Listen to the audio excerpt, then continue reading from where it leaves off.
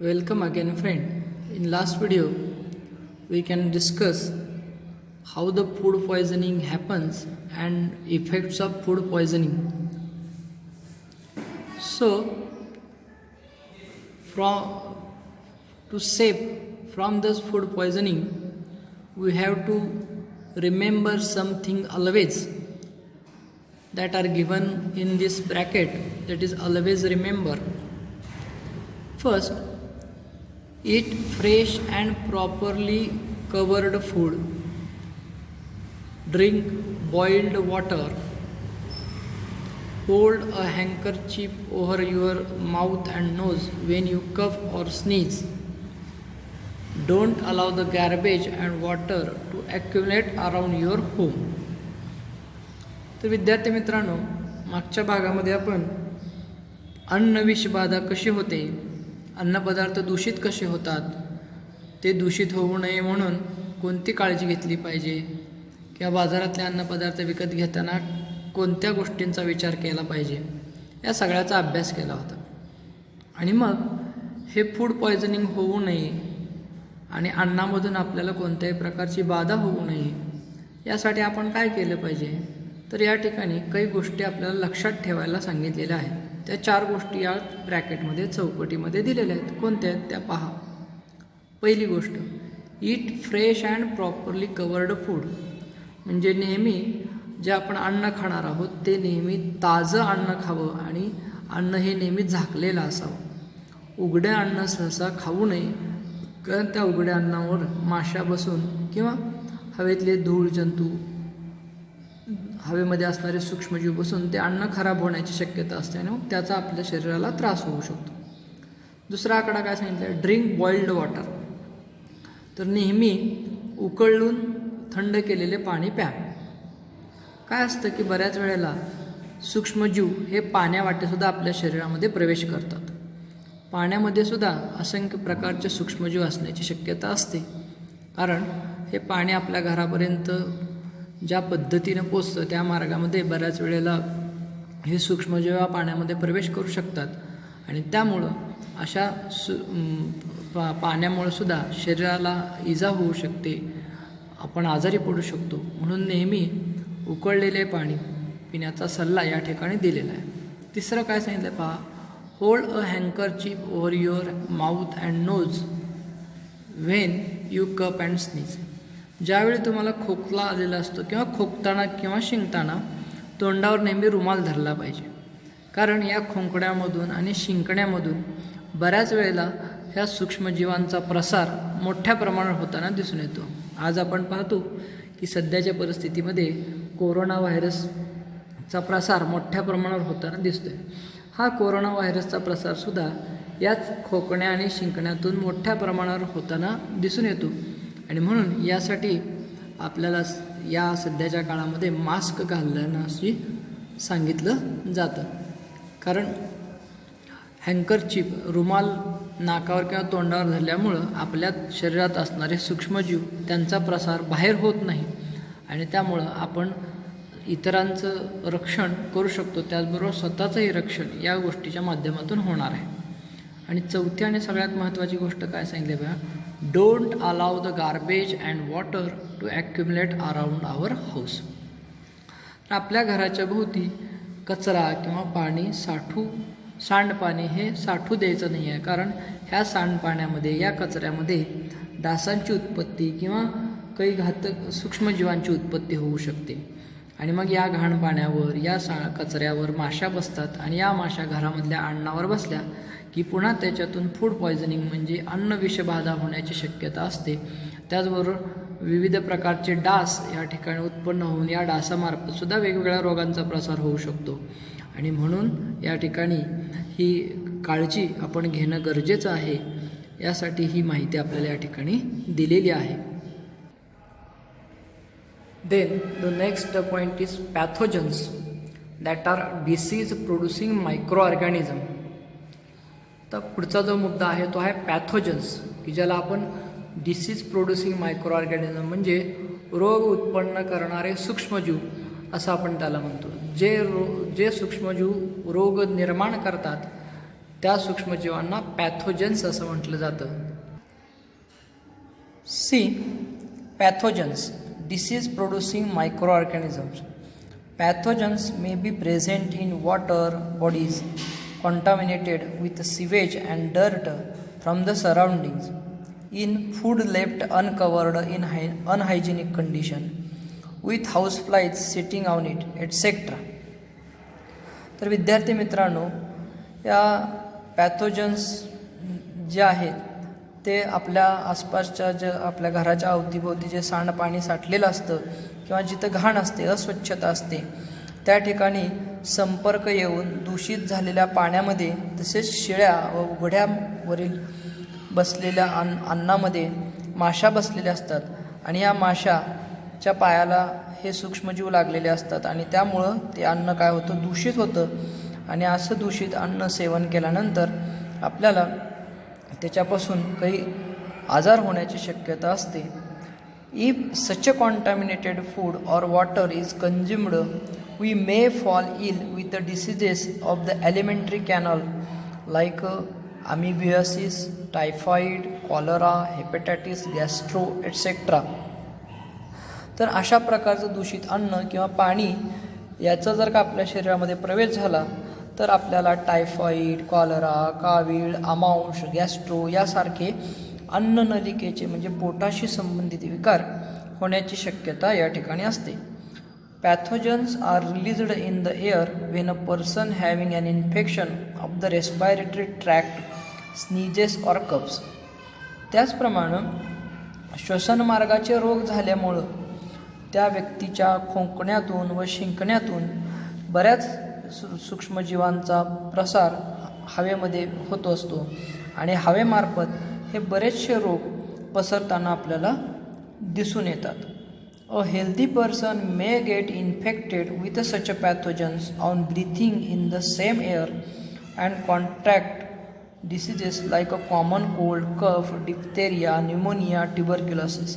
त्याचप्रमाणे या श्वसनमार्गाचे रोग असलेल्या व्यक्तीच्या संपर्कात एखादी निरोगी व्यक्ती जर आली तर श्वासावाटे हे सूक्ष्मजीव या निरोगी व्यक्तीच्या शरीरात जाऊन त्यांच्यामध्येही सर्दी, खोकला, घटसर्प, निमोनिया, क्षय यासारखे रोग निर्माण करू शकतात आणि निरोगी माणसाला आजारी पाडण्याचं काम या पॅथोजन्सच्या माध्यमातून होऊ शकतं, रोगकारक सूक्ष्मजीवांच्या माध्यमातून होऊ शकतं. त्याचप्रमाणे पहा पुढचा, mosquitoes reproduces in places like heaps of garbage, drains, stagnant water, etcetera.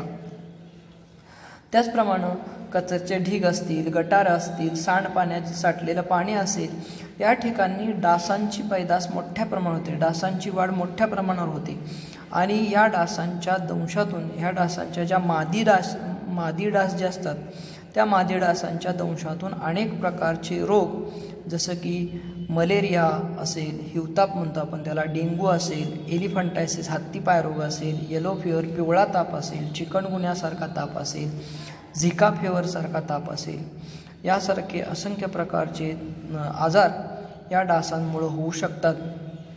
पहा, microbes that causes diseases like malaria, dengue, elephantiasis, yellow fever, chikungunya, zika fever etcetera gain entry into the human body through the bite of the female mosquito. आत्ता सांगितल्याप्रमाणे या डासांच्या प्रजातीमधील ज्या मादी डास आहेत त्या मादी डासांमुळं अनेक प्रकारचे रोग होताना दिसून येतात. हिवताप, मलेरिया, डेंग्यू, हत्तीपाय, एलिफंटायसिस, येलो फिवर, पिवळा ताप, पीतज्वर आपण त्याला म्हणतो, चिकनगुनिया, त्याचप्रमाणे झिका ताप यासारखे विविध रोग या डासांच्या चावण्यामधून होऊ शकतात आणि त्याचा प्रसार मोठ्या प्रमाणावर होऊ शकतो. If we avoid to about the diseases, you have to make sure to check the following things. तर या रोगांपासून जर का आपला बचाव करायचा असेल तर काही गोष्टींचं पालन आपल्याला केलं गेलं पाहिजे. या कोणत्या गोष्टी आहेत तर ह्या गोष्टी या ठिकाणी या निळ्या चौकोनामध्ये आपल्याला सांगितलेल्या आहेत. मेक शुअर टू चेक, हे करून पहा. First, is the water tank and the water in it clean. आपल्या अवतीभोवती किंवा आपल्या घरावरची जी पाण्याची टाकी आहे किंवा आपल्या आसपास जे पाण्याचे साठे आहेत ते स्वच्छ आहेत का नाही याची काळजी घेणं आपण गरजेचं आहे. दुसरं, are the water tanks and toilets in the school clean. आपण ज्या शाळेमध्ये जातो त्या शाळेमधल्या ज्या पाण्याच्या टाक्या आहेत किंवा जे काही टॉयलेट्स बाथरूम्स आहेत ते स्वच्छ आहेत का नाही ह्याची काळजी घेतली पाहिजे किंवा हे लक्षात ठेवलं पाहिजे. Third, is the water that accumulates in pots, tyres, cans etcetera around the house drained promptly. आपल्या घराच्या अवतीभोवती जर का जुने टायर पडले असतील किंवा डबे पडले असतील, रिकामे डबे पडले असतील, पत्र्याचे डबे पडले असतील, बाटल्या पडल्या असतील, तर यामध्ये पाणी साठून राहणार नाही याची काळजी आपण घेणं गरजेचं आहे. कारण अशा या साठलेल्या पाण्यामध्ये या डासांची किंवा सूक्ष्मजीवांची उत्पत्तीचा मोठ्या प्रमाणात होते आणि त्यामुळं रोगाचा प्रसार मोठ्या पद्धतीनं होण्याची शक्यता असते. Last, are the water storage contents cleaned regularly. आणि आपण घरामध्ये ज्या भांड्यांमध्ये पाणी साठवतो, पाण्याची साठवणूक करतो, ती पाण्याची साठवणूक करणारी भांडी ही नेहमी स्वच्छ ठेवली पाहिजेत. दर आठवड्यामधून एक दिवस ड्राय ही सगळी भांडी काय केली पाहिजेत, कोरडी ठेवली पाहिजेत, ड्राय ठेवली पाहिजेत. त्यामुळं जेणेकरून अशा या भांड्यांमध्ये डास किंवा यासारख्या सूक्ष्मजीवांची जे हानिकारक सूक्ष्मजीव आहेत त्यांची वाढ होणार नाही याची काळजी, याची दक्षता आपण या ठिकाणी घेतली पाहिजे. Use your brain power. जरा डोके चालवा. What is the correlation between the normal body temperature of human being which is 37 degree Celsius and the optimum temperature for the growth of microorganism 15 degree Celsius to 35 degree Celsius. तर विद्यार्थी मित्रांनो, निरोगी माणसाच्या शरीराचं तापमान हे 37 degree Celsius असतं आणि सूक्ष्मजीवांची चांगली वाढ होण्यासाठी लागणारं जास्तीत जास्त तापमान हे 15 सेल्सिअस ते 35 डिग्री सेल्सिअस असतं. या दोन्हीचा संबंध कसा आहे, कसा जोडू शकतो आपण? So let us see what is the correlation between these two temperatures. See here, the body temperature of the healthy human being is about 37 degree Celsius. If any microorganism enter in our body, our immune system starts acting and the body temperature rises. This destroys the microorganisms. The site of an injury also feels warm for the same reason. तर विद्यार्थी मित्रांनो, ह्या दोन्ही तापमानांचा एकमेकाशी संबंध असा आहे की ज्यावेळी एखादा सूक्ष्मजीव आपल्या मानवी शरीरामध्ये प्रवेश करतो त्यावेळी आपली जी प्रतिकारक क्षमता आहे ती प्रतिकारक क्षमता कामाला लागते आणि त्या सूक्ष्मजीवांचा नाश करण्यासाठी आपल्या शरीराच्या तापमानामध्ये वाढ करते. कारण ह्या सूक्ष्मजीवांची वाढ ही 15 ते 35 डिग्री सेल्सिअसपर्यंत चांगल्या पद्धतीनं होत असते आणि जर का हे तापमान त्याच्या पुढं गेलं म्हणजे 35 डिग्रीपेक्षा पुढं गेलं तर त्या सूक्ष्मजीवांचा काय होतो, नाश होतो आणि त्या सूक्ष्मजीवांमुळे होणारा शरीराला जो होणारा त्रास आहे तो आपण टाळू शकतो. आणि हे करण्याचं काम आपलं शरीर करत असतं आणि त्यामुळं या काळामध्ये आपल्याला ताप येतो. ताप येणं म्हणजे काय आहे तर ही आपली जी इम्युनी सिस्टीम आहे त्या इम्युनी सिस्टीमचं काम चालू आहे हे दर्शवण्याचं काम या गोष्टीतून घडत असतं आणि अशा पद्धतीने या दोन्ही तापमानाचा एकमेकाशी संबंध आहे. त्याचप्रमाणे आपली झालेली एखादी जखम ज्यावेळेस आपल्याला होते त्यावेळेस तिथंसुद्धा आपल्याला ते गरमपणा जाणवतो. तो गरमपणा ह्याच कारणामुळे जाणवतो की या जखमेमधून जे सूक्ष्मजीव प्रवेश करतात त्यांना मारण्यासाठी त्या भागाचं तापमान वाढलेलं असतं आणि त्यामुळं त्या सूक्ष्मजंतूंचा नाश होतो आणि परिणामी आपण निरोगी राहतो आणि जखम लवकर भरून येण्याचं काम या ठिकाणी घडताना दिसून येतं. Here some questions are asked to us. Can you tell first what happens if clothes remains damp in the rainy seasons? What are the block or white spots sometimes seen in gunny bags? Why are the leather articles like purse, wallets, belts, footwear always polished before storing away? What is the powdery material found in old currency notes or old rubber or paper? तर विद्यार्थी मित्रांनो, या ठिकाणी काही प्रश्न आपल्याला विचारलेले आहेत की पावसाळ्यामध्ये कपडे दमट राहिले तर काय होईल, आपले जे पोती असतात, गोनपाट असतात, ताग्याच्या पिशव्या असतात त्याच्यावर काळे पिवळे डाग कसे पडलेले असतात, चामड्याची पाकिटं, पर्स, पट्टे, चपला यांना पॉलिश लावून मगच का ते ठेवून देतात, जुने रबर, कागदी नोटा यांच्यावर पावडरीसारखा कोणता पदार्थ तयार झालेला दिसतो? आता ह्या पदार्थांबद्दल जर आपण पाहिलं तर पहा, all the materials mentioned in above, that is gunny bags, cotton clothes, paper, rubber etcetera are plant products and leather is an animal product. तर वर जे काही आपण सगळे पदार्थ पाहिल्या, वस्तू पाहिल्या, जे कपडे असतील, गोनपाट असेल, तागाच्या पिशव्या असतील, हे सगळे कसले आहेत? वनस्पतीजन्य पदार्थ आहेत. त्याचप्रमाणे बूट असेल, चप्पल असेल, चामड्याची पाकिट असतील, हे सगळे प्राणीजन्य पदार्थ आहेत.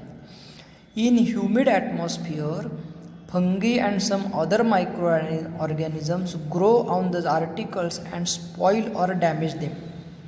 तर या पावसाळ्याच्या दिवसामध्ये किंवा दमट हवामानामध्ये ह्या प्राणीजन्य किंवा वनस्पतीजन्य पदार्थावर काय होतात? बुरशीसारखे पदार्थ वाढतात आणि इतर सूक्ष्मजीवांची वाढ होऊन ते पदार्थ खराब होण्याची शक्यता असते. आणि म्हणून ह्या पदार्थांना त्यांचं ह्याच्यापासून रक्षण करण्यासाठी चामड्याची पाकिटं, पर्स, पट्टे, चपला यांना काय करतो आपण? पॉलिश करून ठेवतो. आणि या जर का हे ओले कपडे जर का आपण या पावसाळ्याच्या दिवसामध्ये घातले तर आपल्या शरीरावर फंगल इफेक्ट्स जाणवतो, म्हणजे काही डाग, चट्टे पडतात आणि मग त्याच्यावर आपल्याला काय करावं लागतं की औषधं घ्यावी लागतात, डॉक्टरकडे जावं लागतं. आणि म्हणून ह्या सगळ्या गोष्टींमध्ये so in this way we can see how these micro organisms are harmful to us.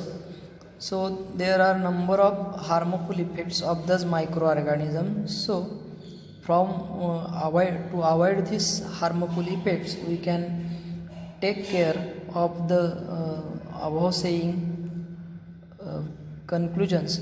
So here we complete our unit number 11. Namaste.